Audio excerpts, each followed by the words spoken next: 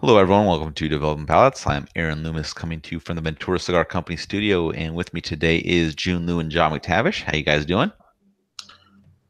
Yeah, Say hello All to your right. mother for me. yeah.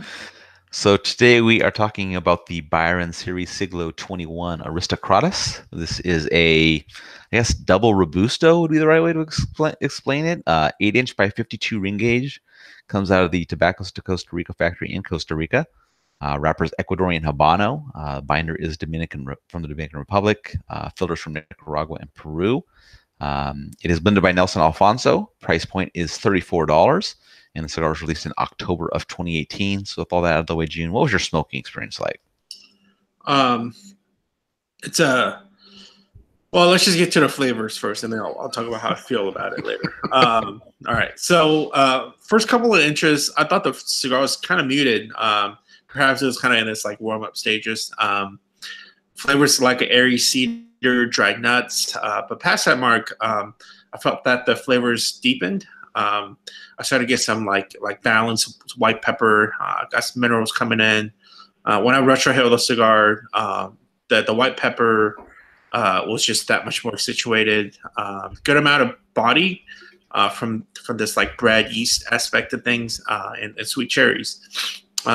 Finish medium in length, mainly like ongoing soft cedar, strength and body medium. Within the last 2/3 of the cigar, I felt like it was still it was still in that medium strength and body category. Flavor becomes a bit more mineral and white pepper focused, but it would have maintained that like subtle, like softer, like airy cedar, dried nuts, and the bread yeast flavors. Within the construction, it was perfect. Straight burn, even burn, tight ashes, just right amount of resistance on the draw. So, what about you? What about you, John? Yeah, I think we had a similar experience in terms of softness of flavors because it started out very, very soft. And there's, to be fair, there's a lot of cigars in the portfolio that start that way.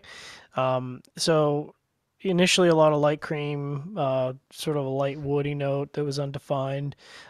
Fortunately, this sort of sweet creaminess intensified, so I actually got up to about a medium minus by the time the cigar settled in. Then there's a little bit of baking spices, some mild chocolate, and the baking spices and mild chocolate harmonized really well. They weren't super intense, they were, light plus. There's kind of more complexity of the woody note about 35 minutes in, which seems like a long time, but like that was like an inch of the cigar.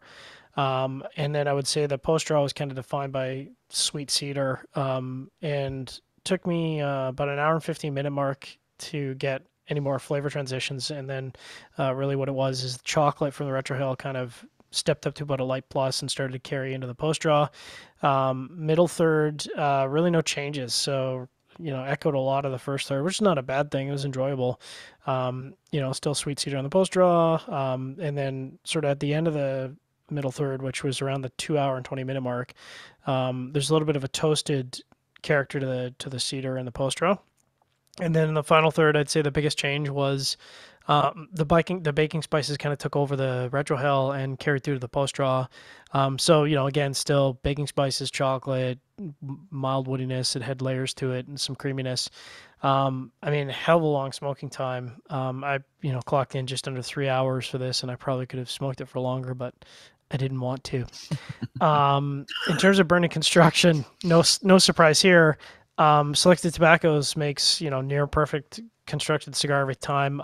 I think only as a result of the smoking time, I did run into some mild issues, and it could have, in all fairness, it could have very well been the smoking environment because it was a little bit windy. But a little bit of waviness to the burn, very minor. Minor touch up in the second, and then a second touch up halfway through the middle third. But again, like, you're talking almost 3 hours of smoking time. So I don't think there's many cigars in the market that wouldn't require a touch up during that time period. Draw, of course, was perfect, which is, exactly what I would expect from a Byron. What about you, Aaron? How was your experience? Yeah, for me, the cigar started with a smooth mixture of creamy wood, some mild black pepper. A little further in, some hay joined in to pair up with the wood up front, while the cream and the black pepper kind of slightly behind it. Inch in, the wood's really showing a lot of depth to it. Retrohale also carries the deep wood note along with some hay and black pepper. Inch and a half in, cream increases a little bit, comes even with the wood and the hay. And then as the first roast coming to a close, that cream recedes slightly, kind of leaves the wood and hay up front, the cream and black pepper slightly behind it. Strength is kind of at the mild medium mark. Second, third, wood, hay, cream, all at equal levels. Black pepper is really faint. An inch in, black pepper picks back up. All the notes are kind of at equal levels there. Retrohale's creamy wood, a little bit of black pepper to it. Further in, wood's taking on kind of a young character, has a slight bite to it. A quarter inch later, that wood loses its youngness, kind of falls back into line with the previous profile. And then the second, third's wrapping up, cream and hay drop out. Wood and black pepper kind of teamed up there. Strength remains at that mild medium mark. Then the final third, wood's really starting to show its depth again. Black pepper slightly behind it. An inch in, slight cream kind of returns to the profile. Retrohale's kind of have a young wood note, goes along with that light black pepper. And then further in, a slight bitterness joins the profile. And then as it's wrapping up, starts to heat up a little bit, kind of enhances that bitterness in the profile, and the strength bumps up to slightly below medium. In regards to construction, perfect. Burn line straight the entire way. Ash held on around inch and a quarter increments. In regards to draw, it was just perfect. So no complaints there. So Jiunn, what were your overall thoughts on the cigar? I mean, I think technically, like scoring, I don't know, for lack of a better word, technically, like I didn't feel like there was anything off-putting about the cigar. Right. It's definitely for more fans of like softer, kind of notes, like more subtle kind of a cigar. So if you want like, if you're typically a fan of like, I don't know, like broadleaf or like Mexican San Andreas, like where it's such a like heavy, dosage of, leaf flavors, this isn't going to be it for you. But if you like more like the traditional Connecticut shade or like perhaps like a Cuban cigar that's not, for the most part, not like a Bolivar or like a fresh Cohiba, I think this would be a good fit. The only gripe I have is, for that like 3 hours or so of smoking time, like kind of what John was saying, there just wasn't enough for me to keep me fully engaged. I expected more transitions, more buildups, especially for the $34 price tag, and that aspect of it didn't deliver for me at all. How about you, John? What were your overall thoughts? I mean, I'd echo really every single thing that Jiunn said already, and I think from a technical aspect, I scored the cigar good overall, which is it's a good rating. It's better than the majority of the cigars that are on the market today in terms of your average cigar. But I would say if you judge this cigar against the entire portfolio of selected tobaccos, so you said this against the other Byrons and the Atabey, I would say internally this would fall as an average cigar for them. And I say that only because I think a lot of the cigars perform at a very high level, and I don't think this cigar stood up to that. I think a lot of that has to do with the long smoking time. A lot of that has to do with the fact that you can have a subtle and nuanced cigar, but that better be a Lonsdale or, even a short Robusto or, whatever. 3 hours of smoking time, you're going to lose my interest after about an hour and a half unless there's a lot more going on, and there wasn't. So, like Jiunn was saying, from a technical aspect, this scored well in the marketplace. But I think internally there are many other offerings from Byron that I would probably reach for before this monstrosity. What about you? Yeah, I think we're all in agreement. The flavors are good throughout the cigar. The construction is fantastic on the cigar. I think the only bad thing about the cigar is the size. Otherwise, the cigar is fine. This cigar will make all 3 of our top 25 lists this year. It's just the way that it works. It fits in with the profile of the Byrons. It's just that this probably is not going to be the one that anybody makes as their first choice of which Vitola they want to smoke in a Byron. You have to have some extended amount of time dedicated to the cigar, and you're just gonna, if you don't get bored easily, then this probably will be a good cigar. But if you have a short attention span, you're gonna be bored with the cigar by the time you get kind of the halfway point, I think. So, for me, I definitely choose a shorter Vitola much quicker. But I mean, if you got a lazy Sunday morning, you're gonna hang out, read the paper or something like that, or do whatever, and you want to smoke this with some coffee, that'd be perfect. I mean, it'd be a relaxing kind of morning, I guess. So if you want to ball out of control and spend $34 to hey, why not? Maybe you only smoke one cigar a week.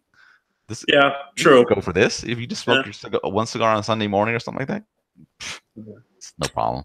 True. All right, so let's get into the scores. Jiunn, you were at top 7.17. John, you were next 7.07. I was right behind that 6.82. So Jiunn, how do you think that match up with your experience? I mean, given so many of these like high sixes that I've given, which are basically going to be my tiebreakers when I go through like year-end list at the end of the year, Right. End of our year. I mean, I think the score is a little high, and the reason behind that is because it's such a perfectly constructed cigar. Yeah. But but hey, like John and I were both saying, we're all saying basically that there's nothing bad about it. It's a good cigar, right? So the low sevens still seems fitting. How about you, John? Yeah, in the middle again. Woo!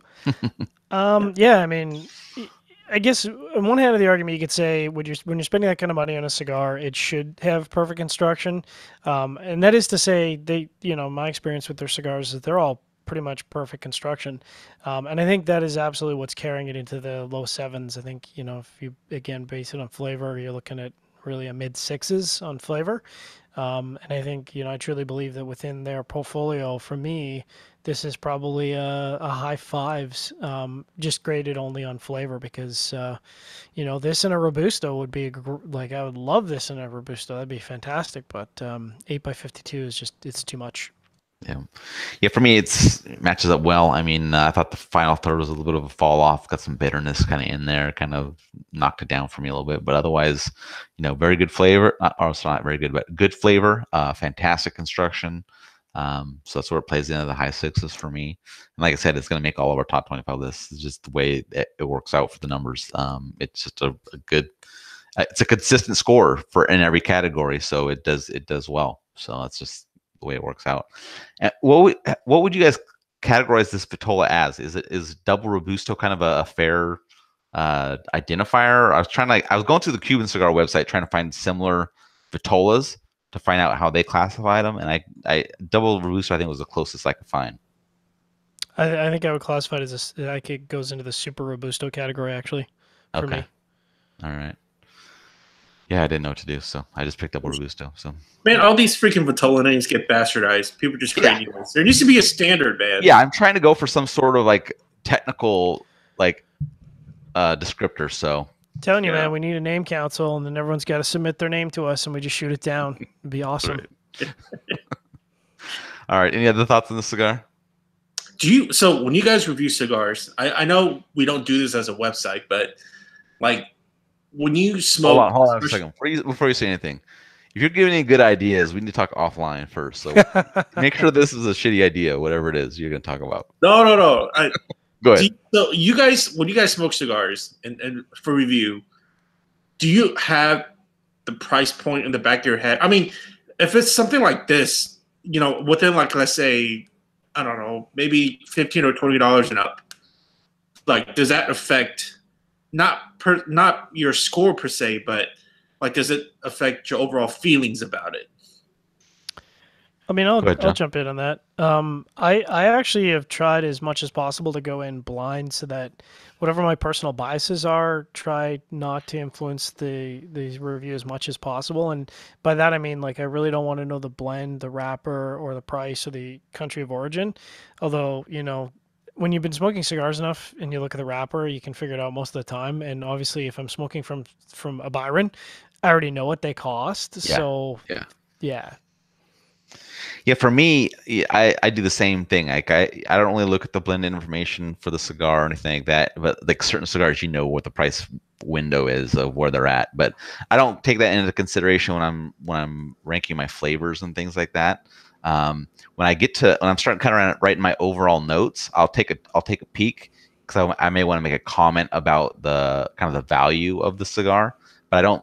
It doesn't go into the effect of the score. I don't put any. Yeah. I just weigh it as if you were handed two cigars, smoke them and tell me what you think, and it doesn't matter that this is $5 and this is $20. Just tell me what you think about these cigars. That's kind of how I go into it. So yeah, I do the same when I read the reviews, but I think it's hard to like. I'm not gonna lie. Every time I smoke something that comes out of my selected tobaccos or Davidoff, I in a way have higher expectations. It's like, hey, I always try to answer the question of, is this cigar worth the money? Yeah, I don't. For me, I don't care about that. I don't. I let our cost per point and our value scoring system sort that piece out, because it's I'm just rating it as a cigar how the flavors hit for me, and that's it. I don't care how much it costs. So yeah. But I know some other people may do it differently. They may go into it with a high expectation because of the price point, and if it doesn't meet that expectation, but it's still still beat a $8 cigar, they still are upset about it. So who knows? Hey man, cigar flavor doesn't matter. That's exactly. All right. If you just catch this video on YouTube, be sure to subscribe to us. We'll also check out the full written review on the website, developingpalates.com. Follow us on all the social media channels, and you can catch all of our review recaps by podcast. So iTunes, Google Play, and Podbean. Thank you for tuning in. We'll catch you on the next one.